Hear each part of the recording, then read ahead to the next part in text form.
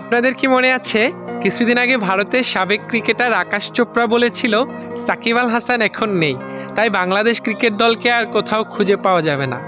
বর্তমান বাংলাদেশ ক্রিকেট দলের অবস্থা দেখে আমার অনেকটা আকাশ চোপড়ার কথা মনে পড়তেছে। সাম্প্রতিক সময়ে জিম্বাবুয়ের কাছে টেস্টে হেরে গিয়েছে বাংলাদেশ। এর চাইতে লজ্জার আর কি কিছু হতে পারে? একজন সাকিব আল হাসান যে বাংলাদেশ দলে কি ছিল সেটা কিছুটা হলেও উপলব্ধি করতে পারতেছে বাংলাদেশের ক্রিকেট প্রেমীরা। যখনই প্রতিপক্ষ বড় রানের পার্টনারশিপ করত তখনই বল হাতে ব্রেক থ্রু এনে দিত সাকিব আল হাসান। দলের প্রয়োজনে করতেন বিধ্বংসী ব্যাটিং। হয়তো বাংলাদেশ ক্রিকেট টিম ভবিষ্যতে অনেক ভালো খেলবে, তবে একজন সাকিব আল হাসানের শূন্যতা কখনোই পূরণ করতে পারবে না।